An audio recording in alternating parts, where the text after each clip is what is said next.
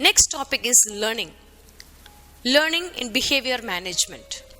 Let us see one by one significance of learning.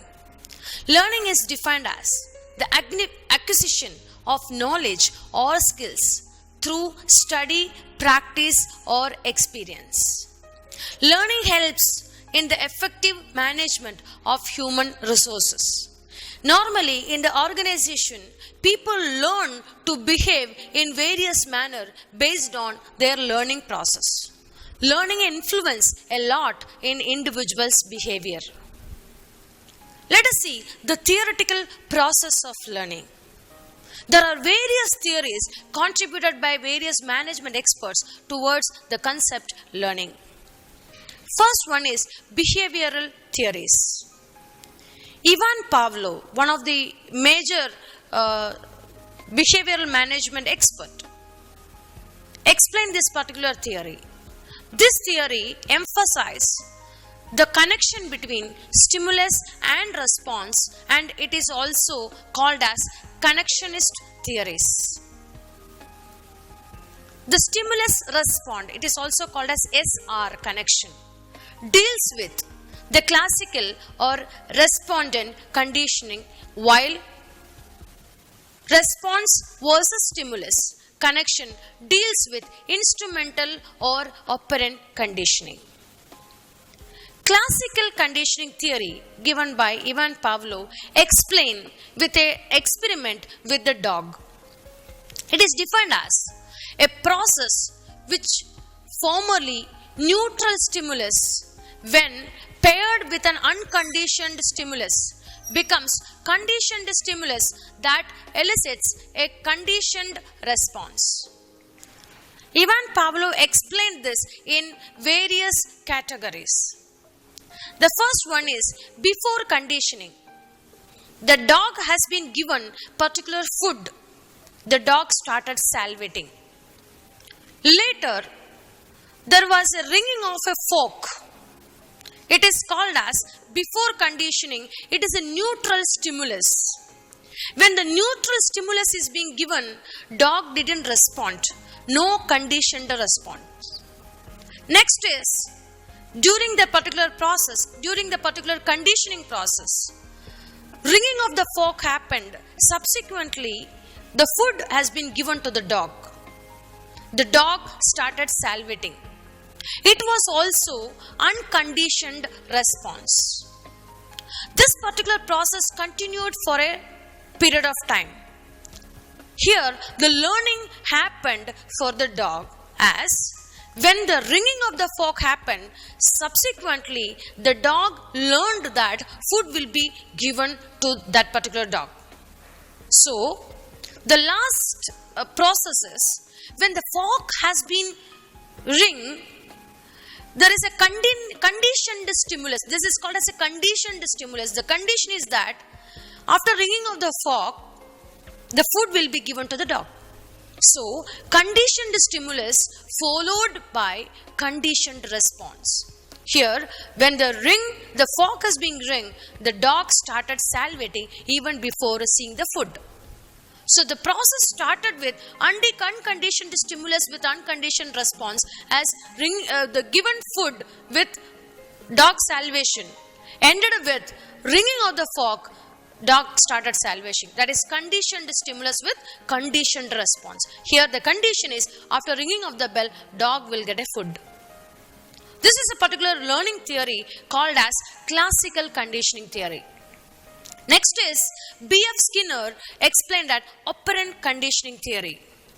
Here it is explained as consequences determine the behavior that results in learning. People learn to behave in a particular manner in order to obtain something or to avoid something they don't want. Here the experiment happened with a rat. The rat has been put on a particular box. The rat was running inside the box. There was a lever. Unknowingly, the rat pressed the lever while running. When the rat pressed the particular lever, the rat got food from outside the particular box. This particular process continued by the rat unknowingly. Later, the rat learned that when the rat is reaching a particular point near to the liver, the rat is getting food. Subsequently, the rat continuously started pressing the liver.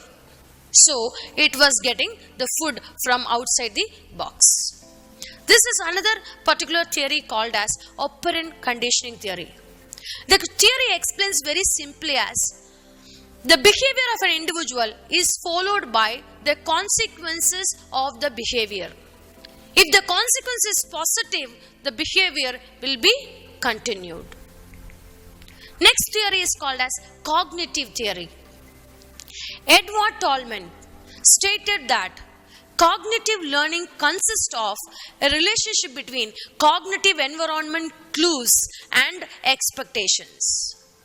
This learning associate between clue and expectations is termed as SS theory, stimulus learning. Cognitive process of learning happen like this. Prior to learning, what is there in one particular person's mind? Behavioral choice. What type of behavior he is choosing? The thinking process is happening inside the brain of an individual. And the clues given by the brain will be explained and to the individual, and the behavior will be chosen by the individual. When the behavior is chosen by the individual, he is also expecting certain perceived consequences. He knows that once this particular behavior is shown, this will be the consequences. And again, there will be a feedback process.